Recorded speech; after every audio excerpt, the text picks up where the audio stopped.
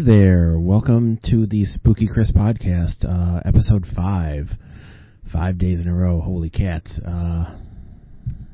Anybody who's actually listened to 5 episodes, you probably deserve some kind of like a decoder ring or something.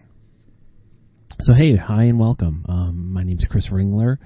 I am a author and sort of filmmaker and sort of artist once in a while, and oddball horror buff living in Michigan. This is my gonna eventually be occasional. It's kind of, the podcast has become my sort of daily therapy right now. But it'll be an occasional podcast of me talking about horror and pop culture and just oddball stuff that comes to mind. This time around, I thought I'd talk about just the notion of kind of pursuing your passion.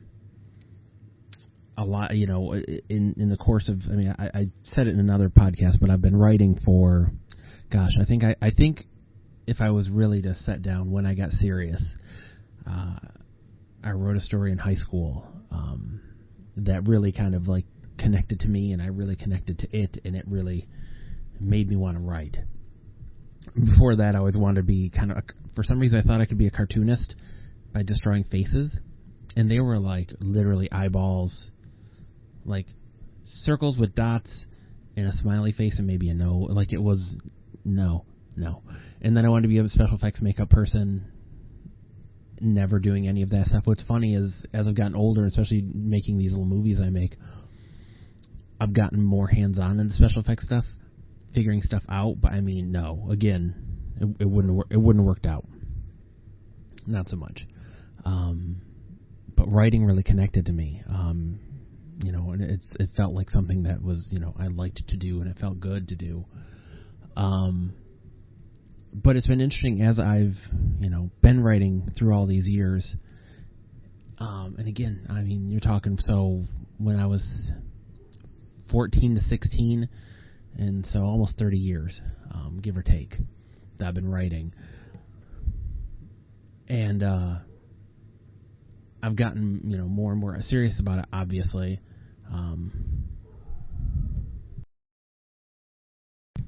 So I've been writing for a long time, and you know, I went to conventions and set up and sold. You know, my first book was, and a lot of this, anybody who's ever read my blog, this is all, you know, old hat. So I apologize that you never know who's listening. So yeah, when I started, like I went the traditional route, and I tried to get published in magazines and this and that, and I spent years trying all that. Never got anywhere. Ended up, you know, just kept writing, and ended up subsidizing my first book, which is Back from Nothing. And it was just such a pain in the neck. Subsidizing back in the day was kind of like you're paying to get your book produced. You know, there were companies, and you paid X amount, and they would quote unquote edit your book and lay it out and do cover art and blah blah blah. I did my own cover art. I kind of put the book together, and the book honestly looks kind of like doo-doo, because it's not even like, I don't know, it's not even a really nice font. It's like super basic. But again, it was the only way I could get a book out. And it's, you know, one of those things like, I would love to be one of those guys, one of those people who has a publisher, who has an agent, who has all these things. That's just not who I am. I've been published in some things now. I received a couple honorable mentions in Year's Best Fantasy and Horror a couple times because of the previous publications. What I've learned over the years, you know, and so I started doing convention stuff to promote that book, and then put together chapbooks, which are small form kind of collections of stories. Went to conventions trying to sell them, and again, like more than anything, I just want to get my name out there and get myself out there. I kind of come from a DIY mentality, so I've never had a problem with self-publishing and putting stuff out there. I mean, people who put their own records out there, they put their own poetry books out there, and it's not frowned upon. But for some reason with books it is, and I can understand the idea why people would frown upon it, but I still don't agree with it. But like I tried to go the traditional route and it didn't work. I submitted dozens and dozens of magazines over the years, and just no one ever was biting. Experience tells me, and again, like, it happens where people's, like, unknowns have great stories. I don't know if they're tapping into a moment, if they get the right story to the right person. I don't know. I don't know what the chemistry behind that is. I mean, what I do know is that a lot of it, much like getting jobs, I've found, is people who know people who know people. It's being a known commodity, or knowing someone, or, you know, again, it's sometimes just getting lucky and having the right story. All of this is to say that didn't stop me from writing. I've always, you know, I always kept writing. I mean, I don't know how many times I've sworn it off, and I'm done, and I'm never gonna do it, and I'm never gonna do shows again, and I'm over it, and blah blah blah. You know, and I always kind of go back to it. It's kind of the lever I can't quit, as it were. But you know, in 2009, I found out about a thing called self-publishing, and I'd been waiting for that all these years, and it changed everything for me. I'd put one book out from between 1999 and 2009, and from 2009 to 2019, I have put out 16 books, and a couple books that weren't meant for public consumption per se, but, you know, and people can look at it as they want. They can look at it as like, well, you're just self-published, so who cares? It doesn't matter. I mean, maybe that's true. Maybe it is. There is a bit of vanity in self-publishing. It is, but it's believing in yourself beyond what others do. And maybe we need that gatekeeper, that editor, that publisher, that agent, and maybe that's who keeps us safe from all the refuse out there and all the trash that gets published. Maybe not. But I think I'd argue there's a lot of trash that gets published traditionally. A lot of trends that are followed more than art. So I don't know that I pay much mind to it. All of this is to say that what I found, and you know, through the years and stuff, you'll run into people and like, man, I have this story, and I'm not a writer. And I'm sure artists, you know, painters get it, and photographers, and, you know, I've dabbled in all of it.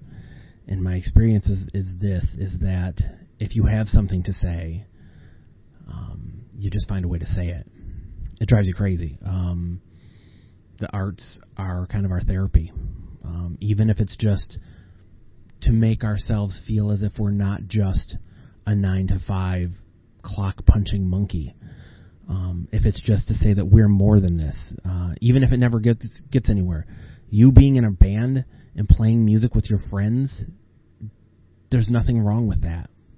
Like, making some money on the side is awesome. Putting some record out, awesome. Just because you're not the next, you know, American Idol doesn't mean that what you do is any less. It doesn't make what you're producing any less. If you're a cover band, if it makes you happy, then, I mean, why wouldn't you do it? We judge everyone so much on what we perceive adulthood is, making up as we go along. Like, adulthood is nonsense. Adulthood is crap. Which is not to say you should, revert to childhood and, you know, try to relive your youth, as it were. But, like, I mean, the thing is just that you've got to just do it. If you have that fire in you to produce something, do it. I mean, of all the kind of crummy things going on, we really are in an era where if you want to produce art of any kind, you can do it. Painting supplies are reasonable. Blogging. There are blogs online for free blogging. Podcasting. Literally, there's, like, I'm using, like, inexpensive stuff. Like, the most expensive thing is if you have, like, a laptop. But, I mean, I think you could do it with your phone. I mean, and there's so many sites to put stuff on. Like, where there's kind of where there's a will, there's a way. For writers, like, truly, if you believe in what you do, you can hook up with, like, artists to do art. You can hook up with editors. I mean, it'll cost you some money, but, like, if you believe in what you're doing, you can do it. You can put your own books out. It's miserably hard. But the thing, you know, end of the day, as it were, you know, to use a cliche, I know that I supported each book as much as I could, and I didn't just give it like a window of 6 months and then get over it and just kind of like say to heck with it, I'm done. And that's what so many publishers do. Is you're on a clock, and it's like, we're going to put X amount of money into you, we're going to put X amount of time into you. Past that, it's on you, and whatever happens, happens. So that you really have to you have to have a plan yourself, and you have to hit something and almost get lucky. Again, I've done these conventions for years, and I'll sell books. It's great to sell books to strangers. I mean, I've never, ever moved them to any degree where I even get my table back on most big shows. Like, I've never happened. But I've seen people do it, and it happens. I don't necessarily agree with their sales techniques, but, just like I've had people where they're looking at my stuff, and I can tell they're just not ready for what I'm writing. Luckily, now I have kind of a diverse catalog, but I don't feel right selling people something I know that's going to offend them or upset them. It's just not my bag. But you can make your own path. That's the thing. And it's hard to tune out the nonsense. Again, I went in 2005. I went to New York for the World Horror Convention.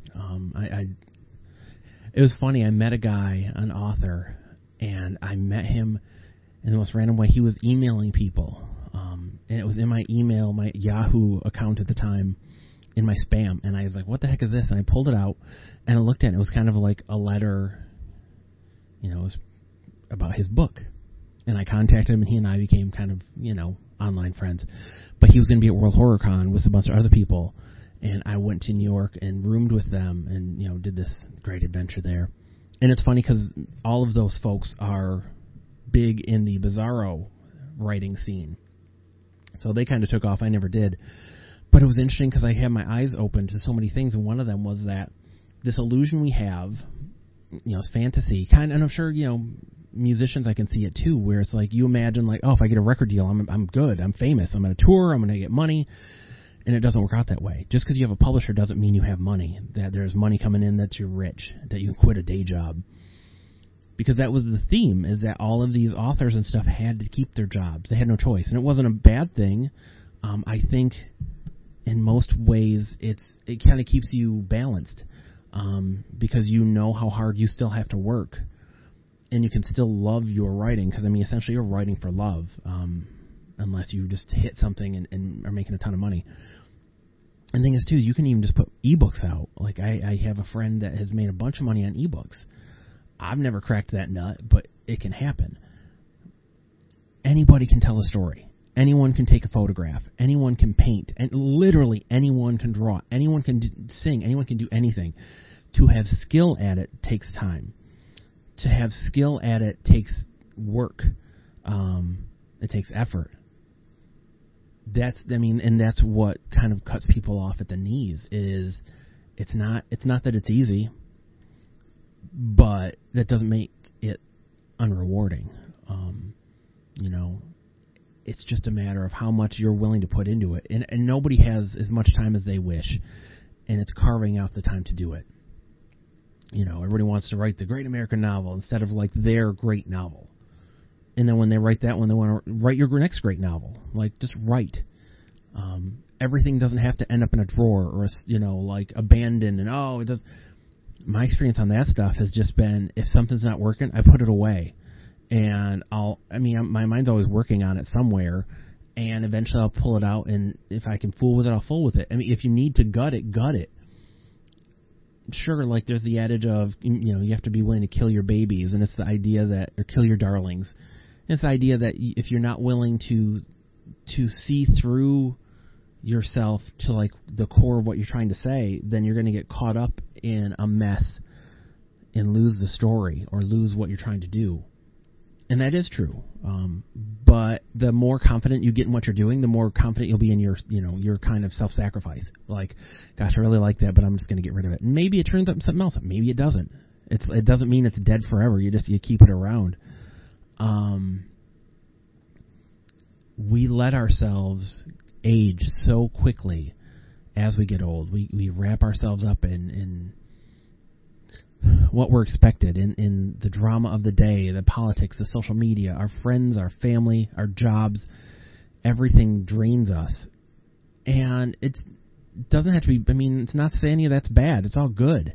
Hopefully. Hope mine's good. Hope yours is good. But you have to make time for you too. Just like if you have a partner, they have to have time for whatever their love is. And you find the time and you make it. Because if it's something that sticks with you, if it's something that means something to you, you do it.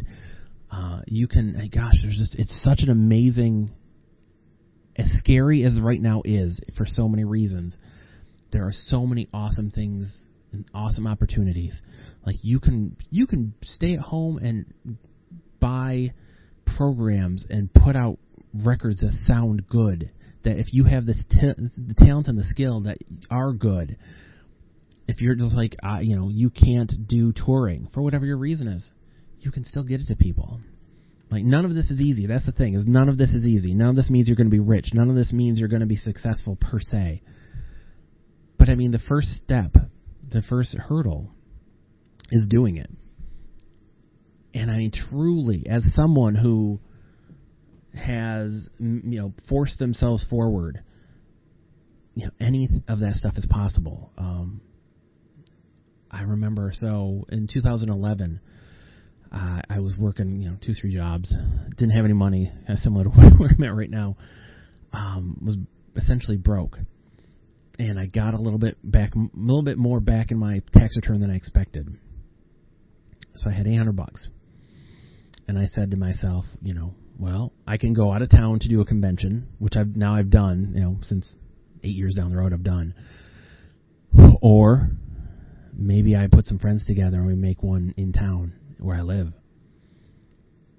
I've always wanted to put a convention on, and I weighed it, and I was like, well, if I go out of town, it's going to basically eat up all that money. I'm never going to make that money back. Like, that's not even being a pessimist. It's just I'm being a realist. I'm not going to make the $800 back with the costs. And it may be a great experience, but what do I have to show for it? Or I could do a convention. So 2019, our little group of folks have been around these 8 years. And we did three or four conventions we've done. Now we do a film festival. I've met hundreds of people because of what we do. We put on art shows, musical shows, conventions with celebrities. I got to hang out with some of the people that I've watched their movies and meet them and connect with them. We get to see these film festivals. We get to see movies from around the world. We get to honor some of our friends that have left us with some of the awards. And that was just with $800 and the belief of some friends. And all of us kind of sacrificing and pushing ourselves and each other and just pushing forward to do it. We can do anything. It's just a matter of believing in ourselves and tuning everyone out that doesn't believe in us. And maybe it doesn't work out. But if you don't try, if you don't put yourself into it, if you don't go for it, all you have is regrets. I'd rather have a heart full of memories and a heart full of regrets, because regrets are heavy and they follow you for the rest of your life. Memories you may even forget, but those are what kind of make life something special. That and the connections we have with people, and it's through your art, through your passion, you connect. There may just be one person in the world that ever connected with any story I've ever written, but that was at least one connection I made, one person. That's more than I would have touched if I never wrote any stories, if I never produced anything. And that's pretty powerful, and it's pretty awesome. And hopefully when you're ready, you will find the time and the peace of mind and the space to kind of pursue your love. And again, it can all be baby steps. Nothing has to be a grand display right out of the gate. It all takes time. It all takes patience and just the drive to do it. I hope you find that patience and passion. I hope you find it in yourself to pursue whatever you love: comics, books, poetry, music, sculpting, painting, whatever. Like, I hope you find that passion and don't let this world and the negative people we seem to be surrounded by sometimes, drag you down and, kill any passion. In my last little thing, I went in high school, I got into a program for commercial art. I got into it in a circuitous way. I didn't go through the same hoops that everybody else had to. People weren't happy about that. Like, it was what it was. But I was still there. At the end of the 2 years, the teacher there, the instructor, who was kind of a professional working instructor, who told me, "You are no artist." And he was always bitter about me being in there because he was supposed to vet everyone, and he was just never really liked me. His words stuck with me long enough that I stopped doing art for, at least a decade. And that's the damage that negativity can do. So you have to be your own engine, and you have to push yourself forward and drag yourself forward. And I hope you do. And, the world's a better place with passion and art. And when those two come together, anything can happen. So I hope you find your passion. Have a good rest of your whatever it is. Bye.